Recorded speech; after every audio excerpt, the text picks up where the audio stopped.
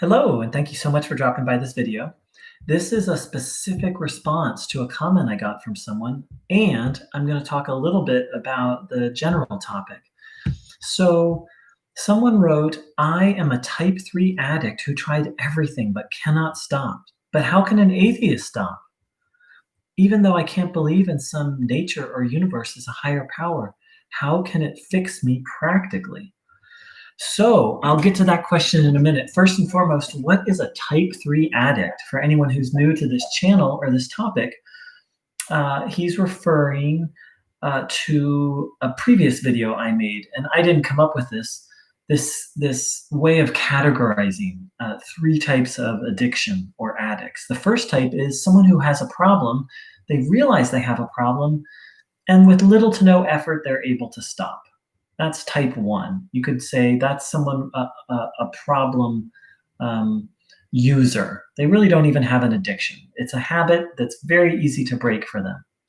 Then there's type 2, what you could call a hard addict. And also by addict, I'm talking about any addictive behavior. It could be alcohol, drugs, sex, relationship, even negative thinking can be addictive. So any type of negative behavior that you're unable to stop, that's just taking your life down into the toilet. So type 2, you could call a hard addict. That's someone who can stop if there's a strong reason to stop, such as they're about to lose their job, they're about to lose a relationship, they have very severe health problems that the addiction is making worse.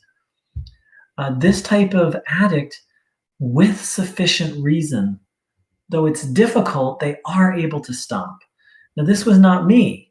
My health was going down the tubes. I didn't care.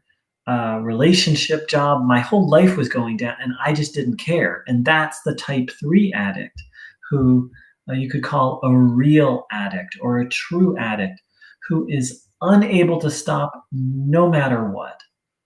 Type 2, you can still use willpower. It's difficult, but they can still use willpower to stop the addiction. Someone with a real addiction, they literally can't use willpower. Maybe, for a short period of time, they can regain control, but then they get out of control again. So that's me and the person who posted this comment, that they've identified themselves as that type. And so, however, and then for type 3 addict, someone who's literally killing themselves with the addiction and they don't care, to my knowledge, there's really only two solutions. One is to have yourself locked up in some kind of asylum or hospital, to literally be locked up, to separate yourself from the addiction. Now that's going to be miserable. It's going to be expensive. You're going to have to live in a hospital or an asylum for the rest of your life. The other is to have a spiritual experience. And so this is a problem for this person, or it seems like this is a problem for this person who posted this comment. So he asks, how can an atheist stop? So first and foremost, whether you're an atheist or a believer, you, me, a type 3 addict cannot stop. What they need is to have a spiritual experience which changes them, and then that stops the addiction. So this person commented, but I cannot believe in some nature or universe as a higher power. So here's the thing. In order to have this spiritual experience, which I've had, which hundreds of thousands, really millions of addicts have had, where the addiction just gets lifted, you don't have to believe in a higher power, but you do have to be willing to believe in a higher power. So the question for the person who wrote this beautiful comment isn't, do you believe in a higher power? But are you willing? Are you open to the possibility that there is a force or a power in life inside of you? It's not for me to define it. It's for you to define it.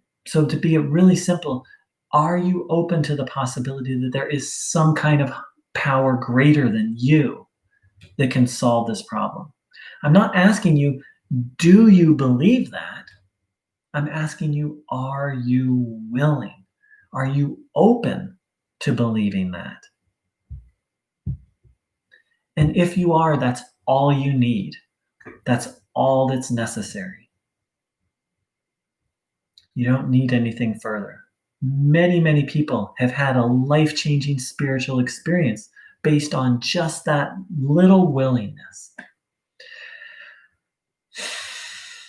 So the person who commented, who I'm responding, or anyone, anyone is welcome to comment on this video. So the question is, are you open or willing to believe? Now, one suggestion I have is to take a look at a book called The Big Book, called it's the basic text of Alcoholics Anonymous, because they had a chapter that's specifically written to people who are agnostics or atheists even. And the chapter is called We Agnostics. And I'm going to put a link for it in this video below. And so I would ask anyone who's an atheist or an agnostic to read that chapter and to share their thoughts. It was a life-changing and life-opening chapter for me. So friend, that's how. And it's worked for many, there were many, many, many people who, just going back in time a little bit in history to the foundation of Alcoholics Anonymous, which was the first 12-step program, many, many people were atheists or agnostics, but they were willing to believe, and that willingness opened them up to have a life-changing spiritual experience.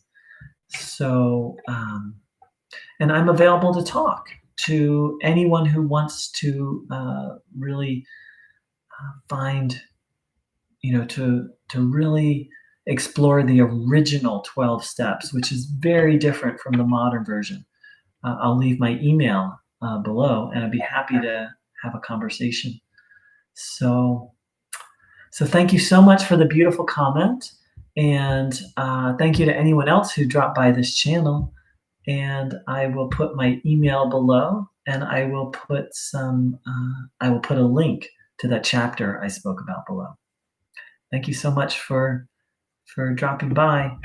So I spoke for 7 minutes and 40 seconds, but the short version is, you don't have to believe. You just have to be open or willing to believe. Thanks so much for joining in. Take care.